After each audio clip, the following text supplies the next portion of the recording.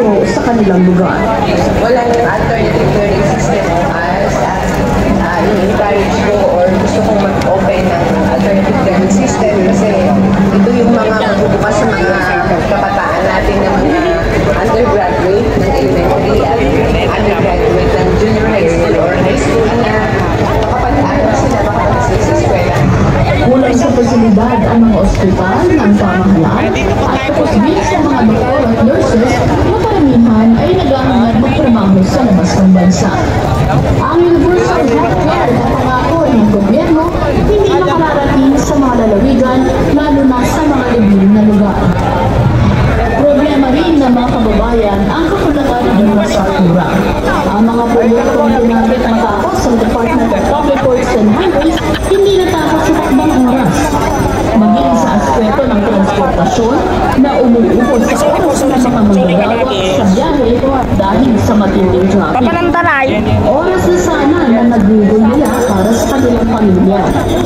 Sa isang pag-aaral ng Japan International Cooperation Agency o JICA, halos 3.5 billion pesos ang paligdihan sa ekonomiya ng bansa dahil sa traffic congestion sa Metro Manila o tumataginting na 1.27 trillion pesos sa loob ng banda may maupuan pa dun. ang mga problema sa kahirapan, kawalan ng trabaho at katapusan, naging sanhi para manulong sa bisyo at pagbawa ng iligal ang ilang mga kababayan. Ang mga iba't ibang krimen, magsasakamanin sa kaligtasan ng mga mamamayan. Presyo ng mga natin binili, trabaho, paglaban sa mga paminsalo ng epekto ng climate change at ang mababang kalidad ng edukasyon. Ilan lamang ito sa mga problemang pinakaharap ng ating bansa. Bagay na mga aksyonan. Umpisa sa isang muna ng ating mga lider ang kanilang pamumulitika at magkaisa muna para malutas ang mga problema. So yun na nga, paano malutas ang problema kung ang mga nakakataas na leader ng bansa ay ayaw na kaisa katulad ni Vice President Sara Duterte ayaw na maintindihan, no? Ayaw na sabihin ang budget ng ministry sa mamamayan. Kasi President and also sa agricultural county plan. Pero lahat na natin kinakain. Sana ma-actionan, no? Daming problema sa kailangan sa school katulad ng action learning center, mga computer na kailangan ng mga estudyante na nagsayang lang. Pangkalangat na natin kultura din. Talagang makakagawa. So ito nga guys, sa nakikita nyo itong mga kababayan natin, no, na galing pa sa iba't ibang lugar, malalayong lugar. Tingnan nyo naman kung gaano kadami na sana hindi masayang yung punta nila dito, no. Sana may marinig silang magandang mensahe para sa hindi lang po sa kasamahan ng INC, kundi ang alam po natin ito ay para sa pakinabangan ng lahat ng mamamayang Pilipino. So sana ay maaksyonan na, no, ang mga panawagan nila kasi sayang lang yung oras nila dito. Tingnan nyo naman, no, walang halos pag ganun, papunta dito, papunta doon, halos napakadami talaga nila, na puno na talaga yung Quirino Grandstand, yung Luneta, no, sa harap ng Manila Hotel, no, halos doon sa Maycalaw, napuno na po doon, Roas Boulevard, halos napuno na din ng parking. So hopefully guys, no, itong prayer rally,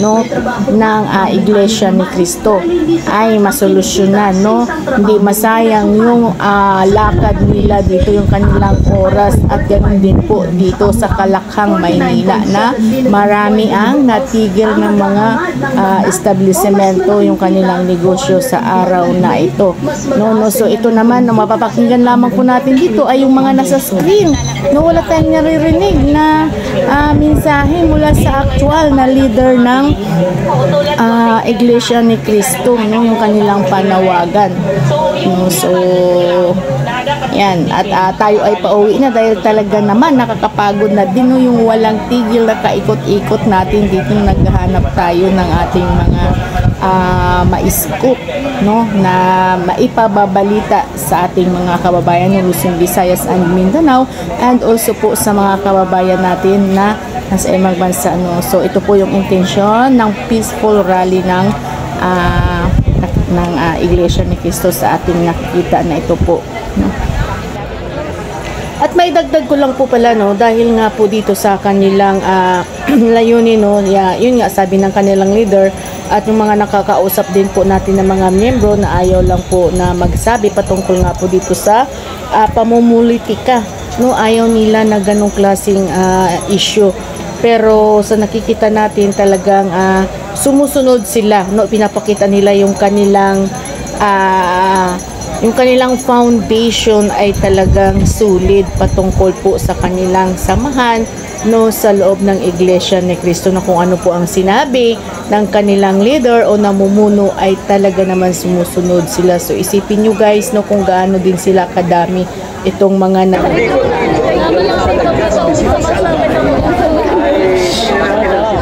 kasi kanina sa report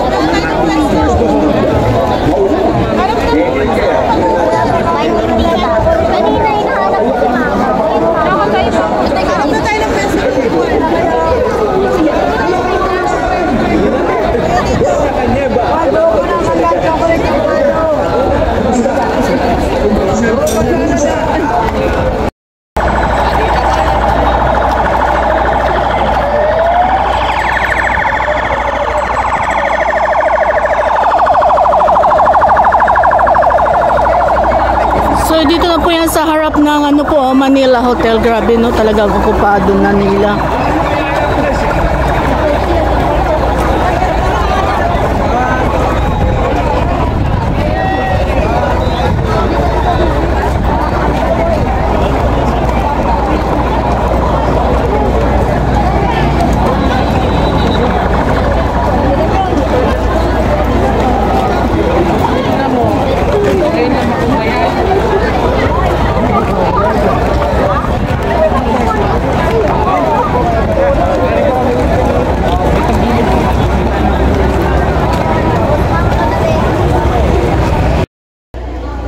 Halos po dito.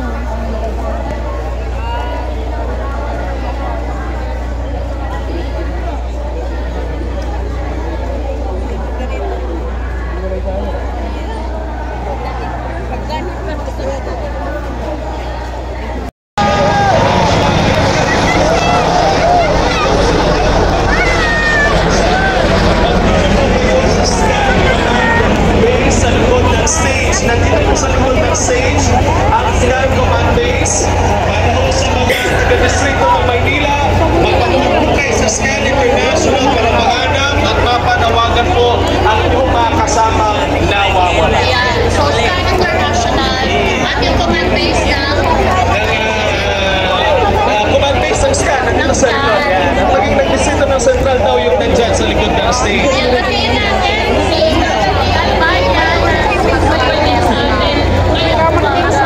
And of course, yung mga tagalugan ng pagsasawa. Tagalungan ng side line, nandun sila. Tagalungan ng pasita, disipo ng Central.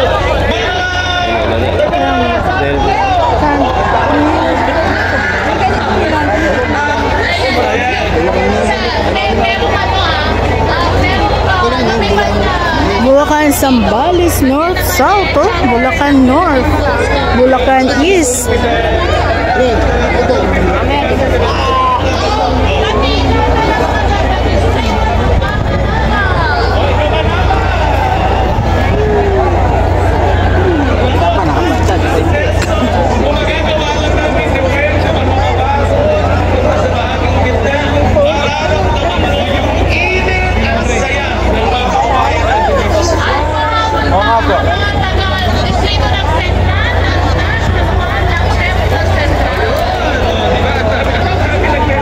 Central.